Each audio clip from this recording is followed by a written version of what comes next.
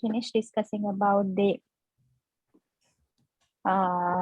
Vedic tradition, and we just moved into discussing about the Shamanic tradition, right? So if we have a quick review about the Shamanic tradition, right? So it is we discussed that the Shamanic tradition, it gained the momentum from the Vedic ascetics, right? So Vedic ascetics were stayed away from the social relationships, but when it comes to the Shamanic tradition, the Shamanic ascetics, they were they had very strict sense of isolating themselves, right? They renounced everything entirely, not like the Vedic ascetics, right? So when we talk about the Shamanic ascetics or the Shamanic tradition, we could find several subdivisions under the Shamanic tradition, and Shamanic tradition was prevalent, especially within the Indo-Gangetic plains in around 6th and 7th centuries BCE, right? So the Shamanic tradition, we could find several subdivisions.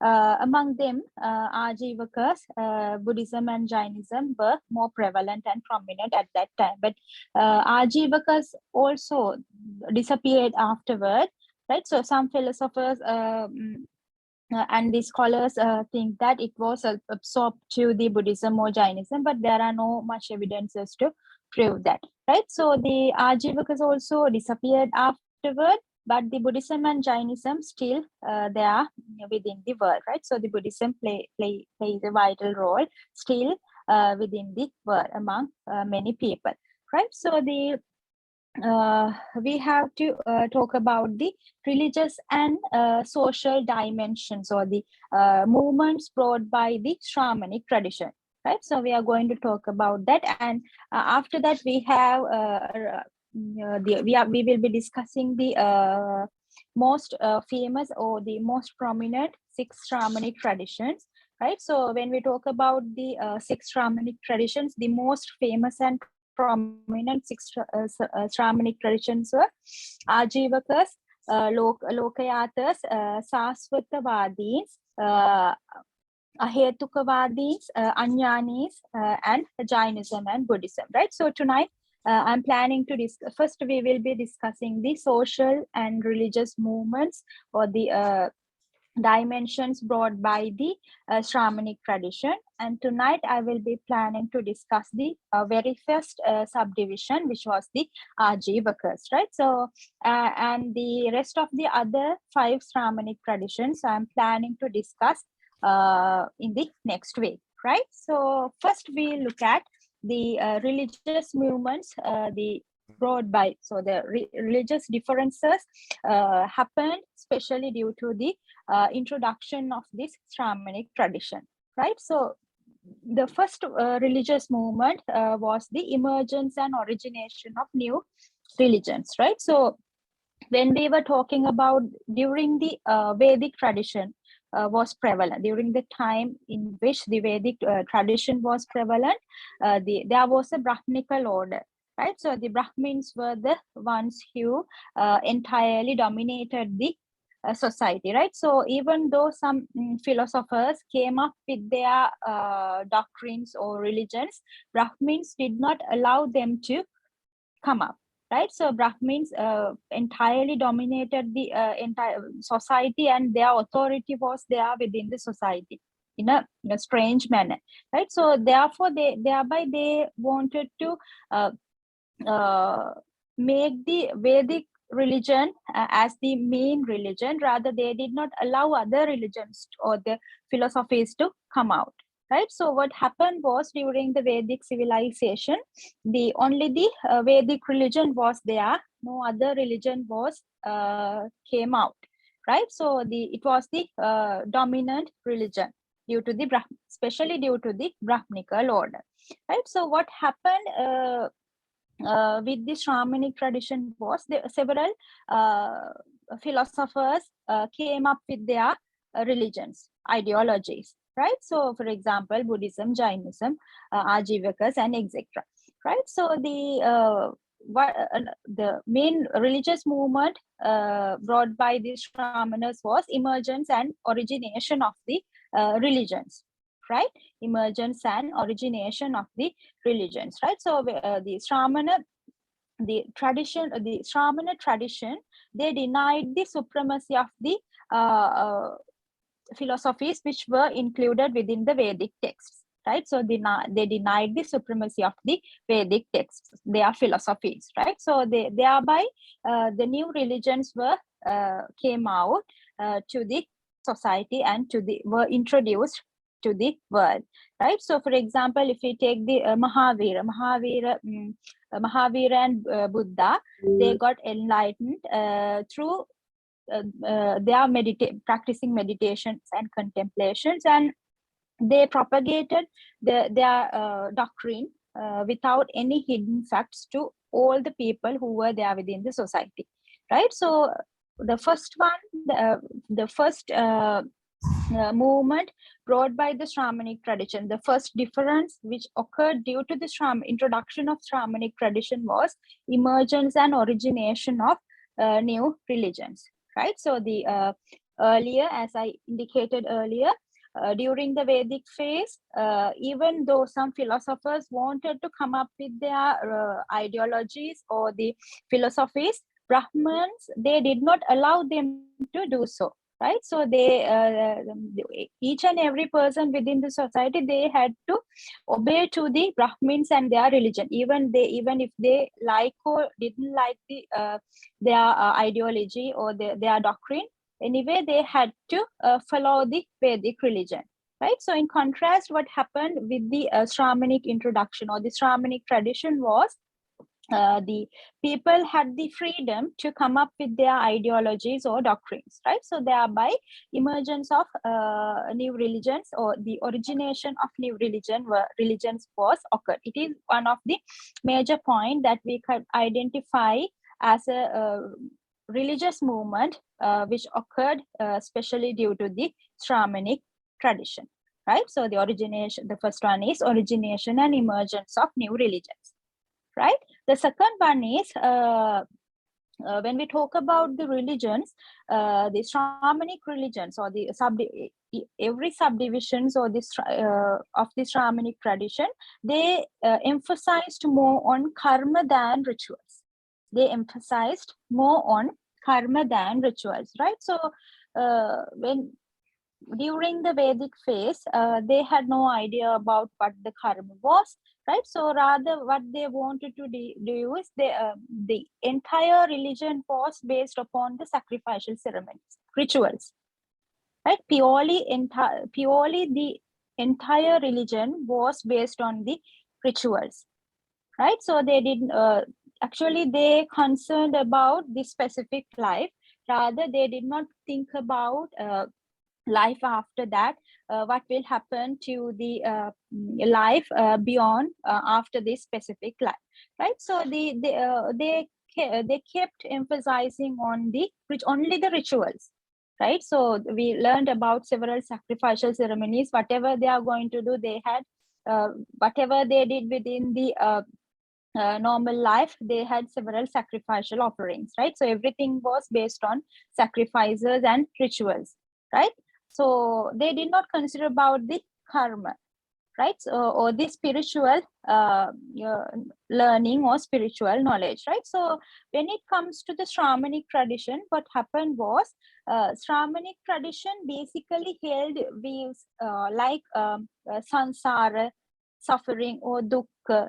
If you take sansara, cycle of rebirth, simply we could say that, right? So the Shamanic tradition basically emphasized on those karma, suffering or dukkha, sansara, right? So the ahimsa is compassion to all, right? So giving compassion to all and the equality within the society, right? So they basically paid their attention to the sansara, especially sansara and karma, and also to the moksha, right? So if you take the moksha is where to stop the rebirth, right? So the Shamanic traditions, especially if you take the Buddhism, for example, want the Buddha and the followers of the Buddhism, they try to stop the rebirth, right? So they considered rebirth or the cycle of this rebirth as undesirable, right? So undesirable, right? So they the most of the Shramanic, the subdivisions within the Shramanic tradition, they considered about the karma instead of rituals, right? So the when we talk about karma, samsara, cycle of rebirth, or the suffering or dukkha, they further paid their attention to the moksha. Moksha is where to stop the cycle of rebirth, right? So they the Shramanic tradition, ascetics who belong to the Shramanic tradition, they considered the rebirth, born again and again, as undesirable. Thereby, they wanted to stop that, right? So they simply another point is that the Shamanic tradition, they were emphasized on karma than rituals, whereas Vedic traditions, the Vedic religion, they never considered about karma, dukkha, right?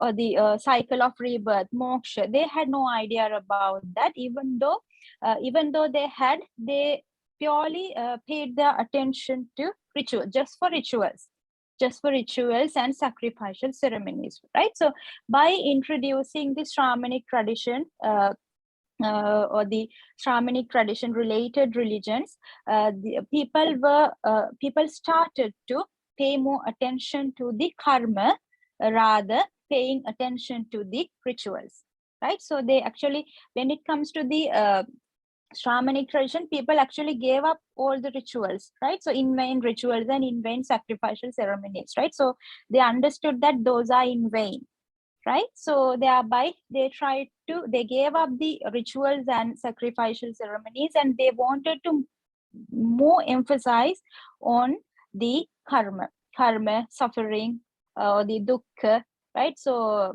to get moksha and etc., right? So it is another point that we could identify within the Shamanic tradition, where as a religious movement brought by the Shamanic tradition. And the third point is where simplifying the meaning of truth.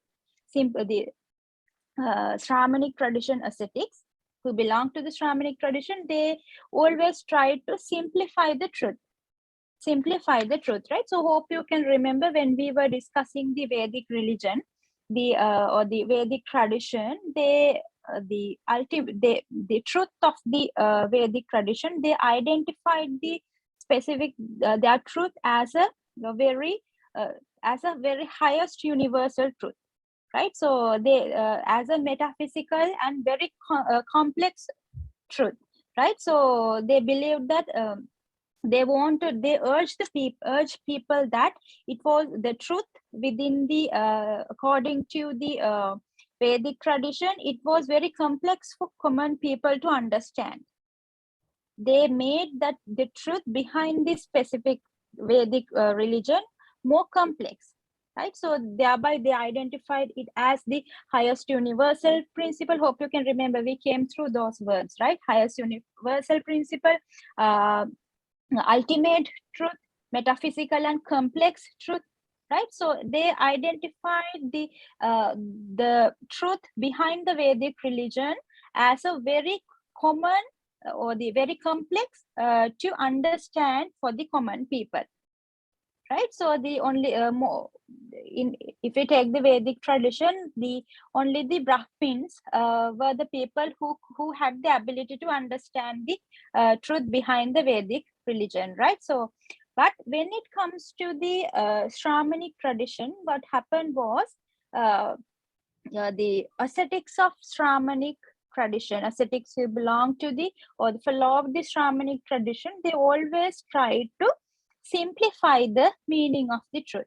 They wanted everybody within the society to understand, made the truth very understandable, right? So if you take for example, if you take Buddhism, Buddha, in order to identify the truth, in order to understand the truth, what Buddha taught was, Buddha gave a like a step-by-step approach to understand the truth, right? So that is what the Four Noble Truths, right? So it is very easy to, it's not that complex, right? Buddha made the path very easy, very simple for others to understand, right? So by teaching the Four Noble Truths, suffering has a cause, sufferings could be destroyed, and the how to end the suffering, right? So the if you take the ending part, how to end the suffering, thereby Buddha further introduced the Eightfold Path, right? Arya Ashtangika Magga. Likewise, the most of the Shamanic teachers wanted to simplify the meaning of their doctrinal truth, right? So they wanted everybody within the society to understand their religion or doctrine. Very understandable and simple doctrine, right? So even though they are kind of complex, they gave a specific path, step-by-step approach where each and everyone within the society could understand it, right? So whereas the Vedic tradition, Brahmins, they made the truth behind the Vedic religion more complex. They urged the people that the truth of the Vedic religion more complex, that it is not possible for common people to understand easily. Whereas the Shamanic religions, the teachers of the Shamanic religions, they simplify the truths of the religions, right? So it is another point, the religious movement. Thereby, the Shamanic traditions, for example, Buddhism and Jainism, they were passively expanded throughout the India, then later on Asia, and within the entire world, right? So those are the main the religious changes brought by the Shamanic tradition due to the introduction of the Shamanic religions, right? So the next one is, now so far we discussed about the religious changes or religious movements brought by the Shamanas or the Shamanic religions, right? So now let's look at the social changes, right? So the when we talk about when it comes to the Shamanic tradition, it actually revolutionized the social as well as the religious dimensions in these two perspectives, right? So let's look at the social changes, so the social movements brought by the Shamanas or these Shamanic religions, right? The first one that I'm going to discuss is rejection of caste system or the class system, right? So they completely rejected the caste system.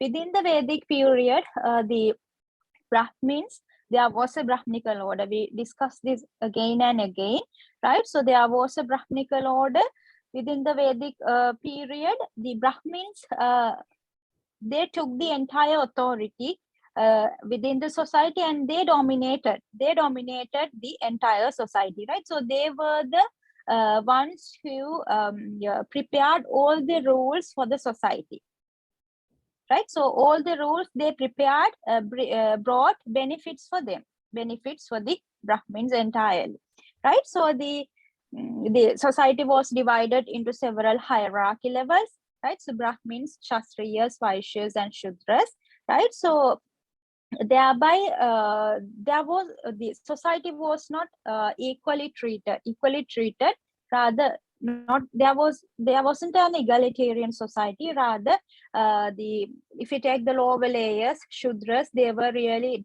ill treated, right? So the if we consider about the Kshatriyas and Vaishyas, they too were not treated as the way in which where the Brahmins were treated, right? So the Brahmins took the entire authority within the society, and they prepared the rules for the society, and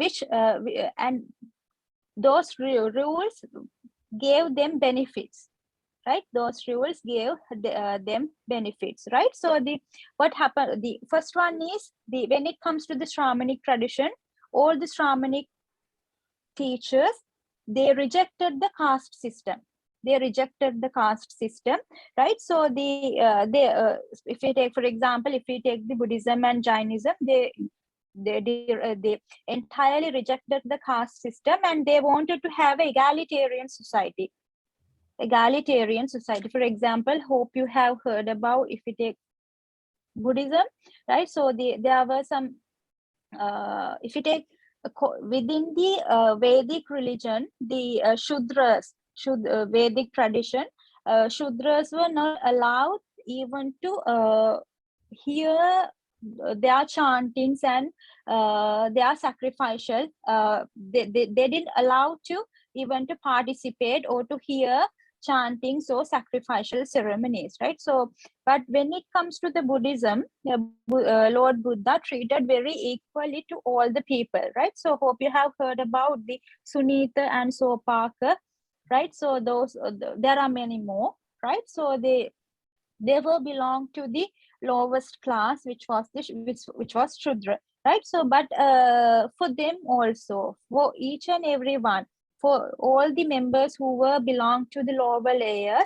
Buddha treated equally, right? So Buddha and the Jainism, we will come across later, right? So they wanted to have egalitarian society. They strongly rejected the class system, right? So this is one of the major reason why the Shamanic tradition related religions were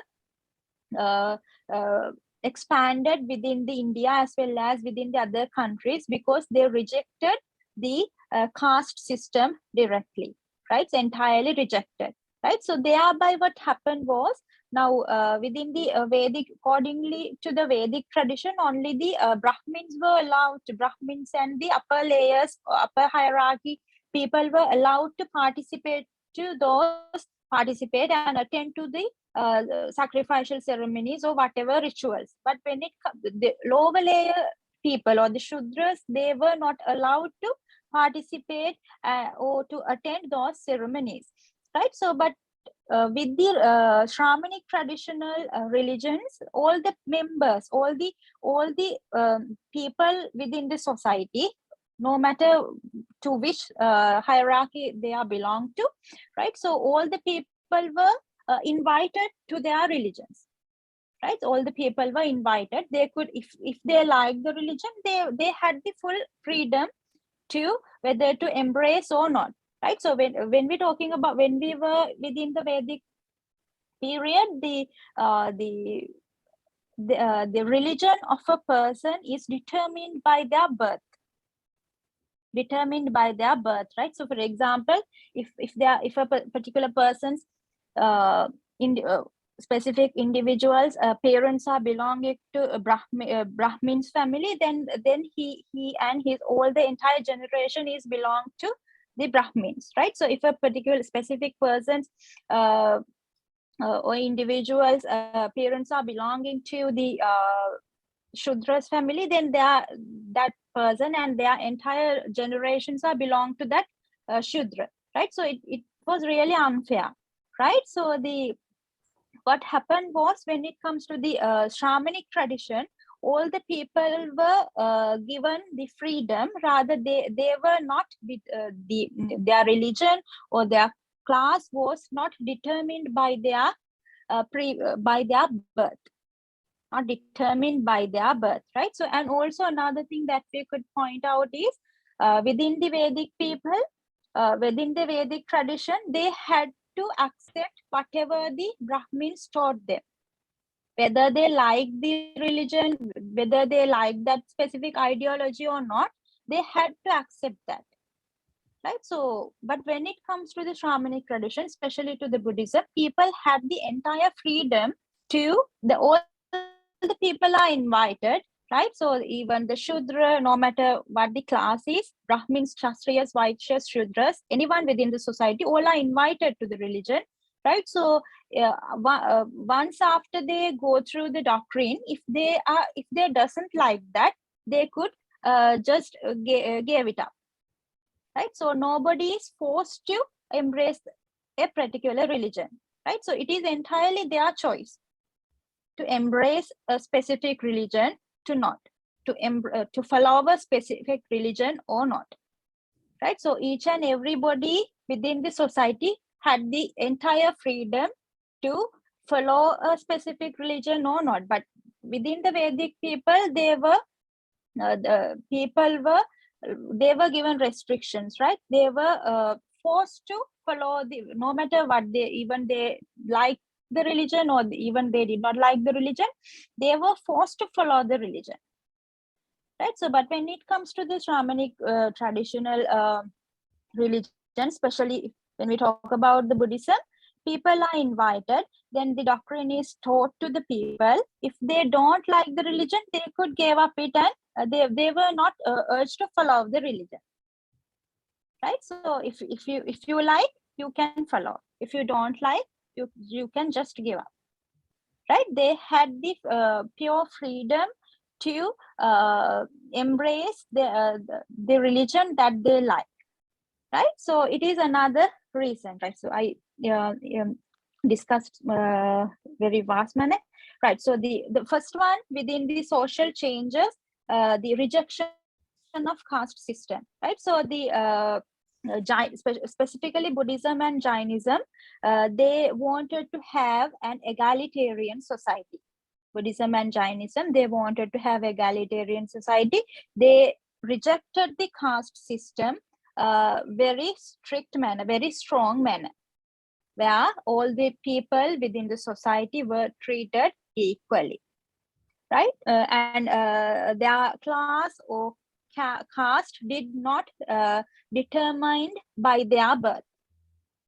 Their class or caste did not determine by their birth, right? So it is another reason why these Shamanic tradition, the religions belong to the Shamanic tradition, expanded very spreaded very wide manner, because it allowed the people who were belong to the Shudras, right? So the people who belong to the lower layers, they within the Vedic period, they did not allow to follow a religion, right? So they were not given the chance to follow a specific religion, right? So due to this freedom which was given by the Shamanic tradition, the Shudras and the other lower level, the people who belong to the lower hierarchies, they had the ability to embrace this religion. They embrace the especially Buddhism and Jainism in a wide manner, right? So the most of the the people who belong to the lower hierarchy levels, they started following the Shamanic tradition religion, especially the Buddhism, right?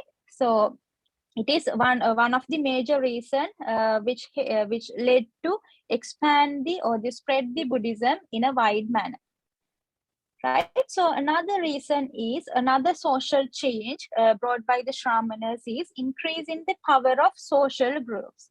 Increasing the power of social groups, right? So when we talk about the same point, when we talk about the social groups, Vaishyas, Shudras, and Kshatriyas, right? So the due to the introduction of the Shamanic tradition, there was a economic, social, and political development we could identify within this era, right? So thereby the other lower levels classes became more influential, right? So they were identified within the society, right? So the earlier only the Brahmins were identified, their authority was there entirely within the society, right? So but when the each and every person within the society is treating equally, other social groups also became more influential.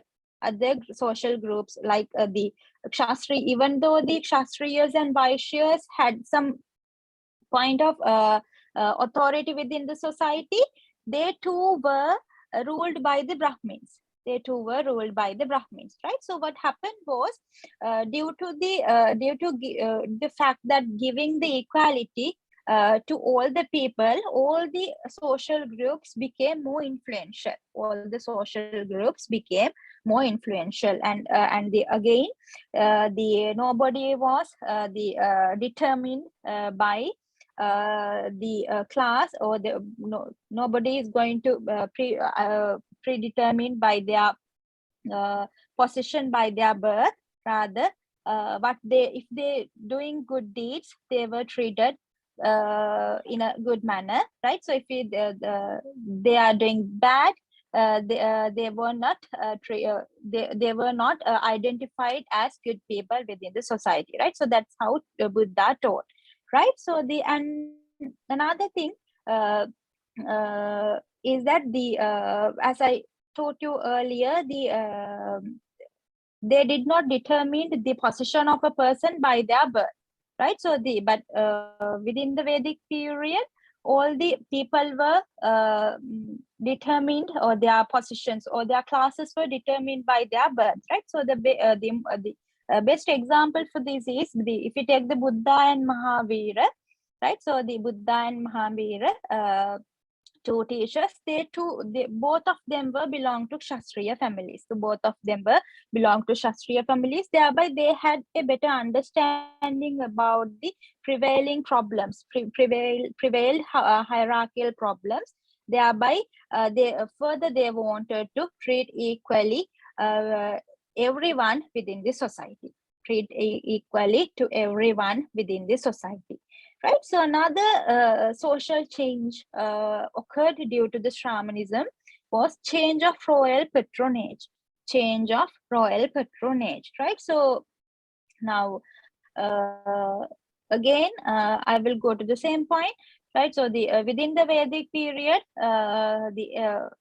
if you take the Kshatriyas, they were controlled by the Brahmins, right? So if you take the royal families, they were belong to the Kshatriyas, right? So if you take within the royal families, they had a advisory panel, right? So advisory panel, and the advisory panels were consisted with Brahmins,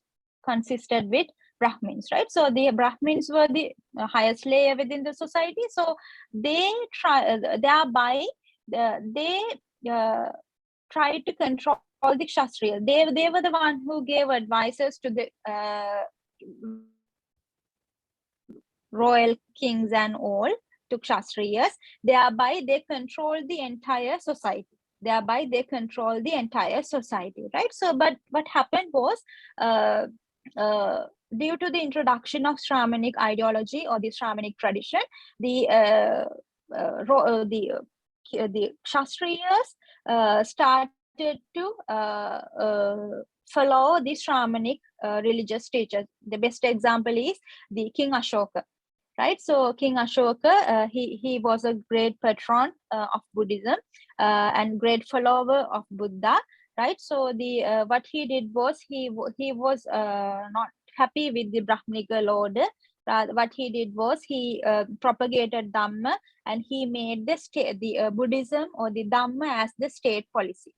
Right, for example, we could identify the King Ashoka. He propagated Dhamma, and he identified and made the Buddha's teachings as the state policy rather than depending upon the Brahminical orders, right? So as a result, what happened was, due to the introduction of the Shamanic traditions, the royal patronage also started to change, right? So earlier, all the Kshatriyas or the kings or the royal families were tried to they depended upon the advisors given by the Brahmins, right? So but once the Shamanic tradition was introduced, the Shamanic religion were introduced, what happened was the kings and the other the Kshatriya families, they started to follow the teachings of Shamanic teachers. For example, the King Ashoka, he was a great patron of Buddha. What he did was he made the Buddha's teachings as state policy rather than depending upon the Brahminical orders, right? So it is another change which occurred, which happened due to the introduction of the Shamanic tradition, right? So the final difference that we are going to, the final change or the final social movement that we are going to talk is the promotion of social harmony, increasing of social harmony, right? So we have discussed this already, right? So when the society is divided into several layers, right? So hope you are in a society which is divided into several layers, right? So each and everyone is not treating equal, right? So hope we are in a such a society, and we are belong to a lower class, right? So actually we don't like to imagine that situation even, right? So the lower class people are treated very bad manner. They don't have all the rights and the rights within the society, right? So what happened was, within the Vedic tradition, within the Vedic civilization, there were many incompatibilities within the society, where what happened was, within those social classes there were many incompatibilities, and afterwards what happened was many fights and like very if we take the society was not in a peaceful situation, right? So they had very arguments, right, incompatibilities and all. And also due to the sacrificial ceremonies, there were many fights were occurred in between the tribal groups, in between the classes, right? So this wrecked the social peace. What happened was, this wrecked the social peace, right? So when it comes to the Shamanic tradition, Shamanic traditions, all the teachers of the Shamanic tradition, they wanted to adhere the non-violence, right? So they wanted to adhere, and they wanted to improve the non-violence within the society, increase the compassion to each and everyone, right? So they wanted to have a universal brotherhood within the society, without with egalitarian society, without any differences to anyone. They wanted to have a non-violence, very supportive, right, peaceful society for all, right? So that is another social difference brought by the Shamanic tradition, right? So the first one is the rejection of caste system, right? So thereby what happened was, increasing the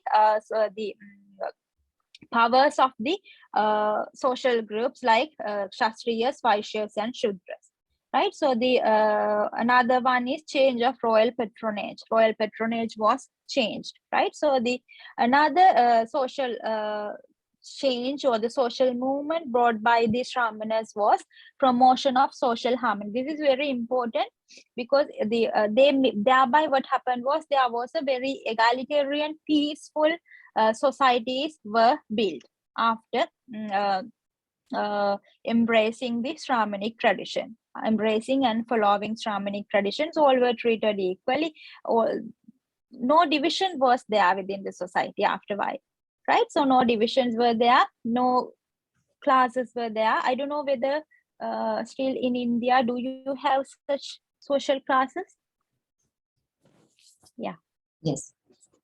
Yeah, in Sri Lanka also, but the new generations, actually they do not accept such classes, right? So previously they had, but new generations, they don't accept such classes, right? So the social harmony was improved or promoted as a result of the introduction of Shramanic tradition, right? So those are the main points about the in the prospects of the social and religious dimension, right? So due to these reasons, Shamanic religions had the ability to get the attention from all the philosophers, scholars, followers from the entire world, entire world, right? So those are the social and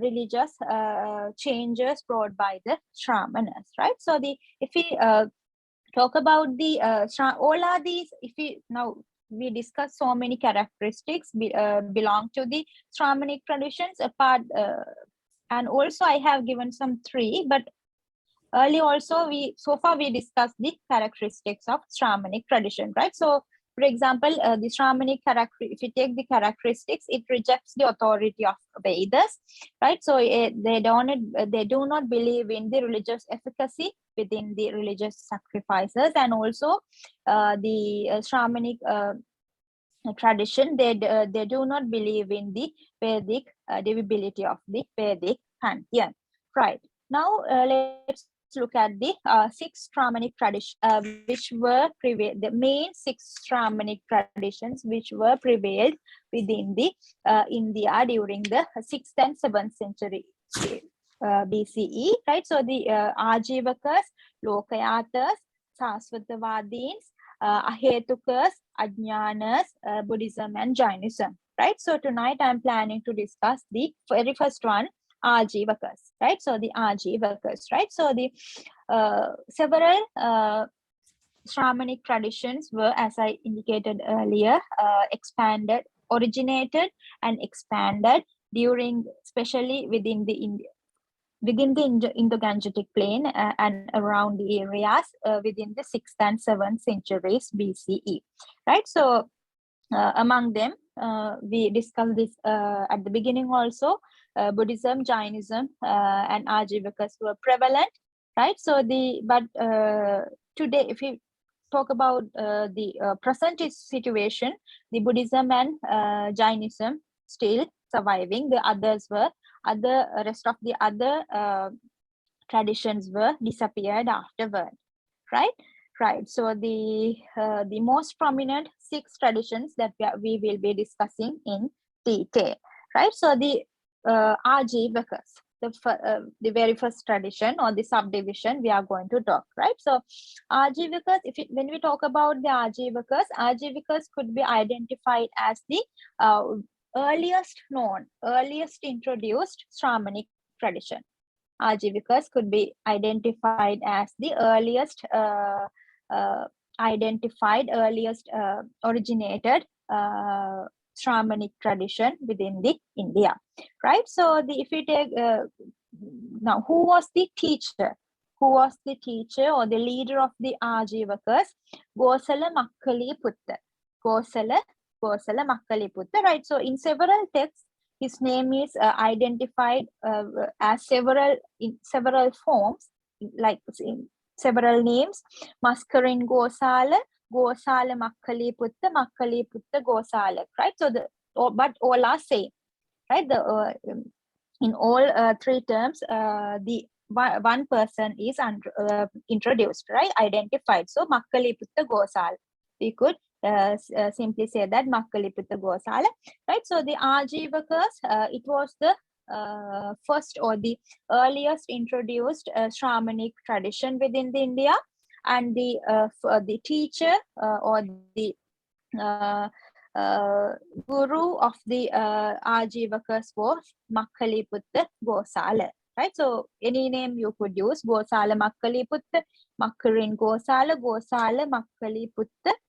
Makkali Putta Gosala. So, right. So there are several ways where in which his name is identified, right? So we could simply say Makkali Putta Gosala was the teacher of the Ajivakas. He was the teacher of the Ajivakas, right? So Makkali Putta Gosala, we will be actually discussing about these teachers of these Shamanic traditions in very detail, right? So we will be discussing about these teachers of each and every Shamanic religion in detail later, right? For the time being, we will be having a quick introduction to these Shamanic traditions, right? So Ajivakas, so the Makkali Putta Gosala, he was a popular Shamanic teacher. He was, I think you have heard about the Makkali Putta Gosala, at least the name, right? So he was a very popular teacher of the teacher among the Shamanic tradition, and also he was important, and he was remembered for his unconventional teachings, right? So the earlier, as now we talked that it was the first introduced Shamanic religion within India, right? So before that, the entire religion and the entire the culture was depend upon the Vedic tradition, right? So the teachings were very conventional, right? So but as this is being the very first Shamanic religion which was introduced within the India, the Makkaliputta Gosala, he was very popular, and he was remembered especially for his unconventional teachings, right? So his teachings were not conventional as the Vedic teachers, right? So he was remembered as an unconventional teacher within the history, right? So now let's look at the main concepts within the main concepts stored by the Makkaliputta Gosala, or within the concepts of the Ajivakas, right? So Ajivakas, they believed in fatalism and predetermines. They believed in fatalism and predetermines, right? So they believed in fate, right? They believed in fate, right? So thereby they thought that they had the belief about, they believed that everything, the entire world is governed by inexorable force called niyati. Entire world is governed by inexorable. So inexorable is where could not change, right? Could not change the force of niyati, right? So the niyati was the force. The entire world was governed by niyati, right? So whatever happened, they believed that everything is predetermined. Whatever happening within this world cannot be changed, and nobody can change what is happening within the society or within the world, right? So everything is happening due to a fate, and everything is predetermined, right? Nobody can change what is going to happen, and nobody could control what is happening within the world, right? So thereby they lived in a very passive way, right? So they did not work hard. They were like lifeless people, right? So they thought that everything is happening as predetermined. Thereby they cannot change anything, right? They cannot change anything. Thereby they uh, they did not without exerting, without working hard, they lived like lifeless people. They lived in a very passive manner. They lived in a very passive manner. Right? So the Ajivakas, this specific Shamanic tradition, it was flourished in Mauryan era, especially in the places of Avanti and Anga regions of India. Right? So, but afterward, it was disappeared. Right? So according to the Buddhist text, Ashoka Vadana, right? So the King Bindusara, right? So he patronized Ajivakas according to the specific text of the Ashoka Vadana, but his son King Ashoka, he was not happy with the Ajivakas, right? So he did not patronize. Obviously, King Ashoka is a great follower of Buddhism, right? So he was not happy with the Ajivakas, and according to the Ashoka Vadana, it has mentioned that the King Ashoka put about 18,000 Ajivakas to the death sentence, as he was not happy with the Ajivakas in which they depicted to the Buddha, right? So that is about the Ajivakas. So Ajivakas, it was the very first Shamanic tradition which was originated within India. If you take the teacher of the Ajivaka, who was the teacher? Makkaliputta Gosala. Makkaliputta Gosala was the teacher of the Shamanic tradition, and he was very popular teacher among the Shamanic tradition, and especially for his unconventional teachings, right? So if we talk about the main concepts of the Ajivakas, they strictly believed in the fatalism and predetermines. They believed that everything which is happening within the world is predetermined by someone. So nobody can change it. Whatever we do, we cannot change what is happening within the lives, right? So they considered that force as a niyati, inexorable force, right? So that force was identified as niyati, which is inexorable. Nobody can change that specific force, right? So they thereby they lived a very passive life, right? Like lifeless, right? So without now, if you take people, even any person who are not following the Ajivakas, we are trying to change our lives in a better way, right? Almost all. Some people in a bad way, but most of the people anyway, good or bad, we are trying to change our lives, right? So but the followers of the Ajivakas, they never thought, they believed that nobody can control the lives. They believed in that nobody can control whatever we do. Nobody can control the life, what is happening, right? So the entire world is governing by a force called niyati.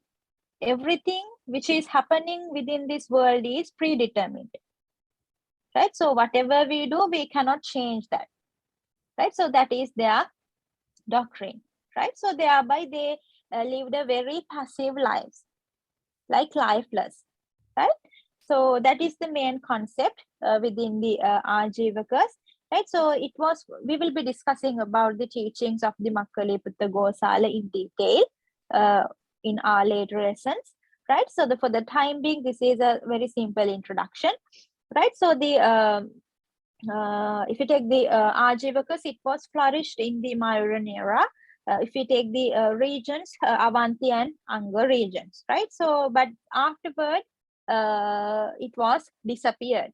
The Ajivakas was disappeared, right? So the Buddhist text, according to the Buddhist text, Ashoka Vadana, King Bindusara patronized Ajivakas, but his son, King Ashoka, he was not happy with the Ajivakas. He was a great patron of Buddhism, right? So he put about 18, according to Ashoka Vadana text, he put about 18,000 Ajivakas to death sentence as he was not happy with the Ajivakas. The way in which they treated the Buddha, he was not happy with that. Thereby, what he did was, according to Ashoka Vadana, he put about 18,000 Ajivakas into death sentence. Right, so that is all about Ajivakas. Right, so we have 5 more other Shamanic traditions remaining: Lokayatas, Sasvatavadins, Ahetukas, Anyanas, Jainism, and Buddhism. Right, so we will be discussing those, as we don't have enough time now. We will discuss that in the next week. Next week is the 26th, right? So Ms. Anupama and Mr. Rahul won't be joining, I guess, as you will be in India. Maybe we will try, but not sure. Okay. Try our best, but not sure about the internet connection. If it is available, surely join the class. Okay, no problem. If you go through the lecture notes, if you get any questions, then don't hesitate to contact me, right? So thank you. So I'm not going to, I'll wind up here, right? So thank you very much for joining with me, right? So, and especially thank you very much, Ms. Anupama and Mr. Rahul. Have a safe journey and enjoy your time in India, right? Thank you very much. Ms. Hiroko and Sato-san, thank you very much. Thank you very much for joining me. Good night. Stay safe. Good night. Good night.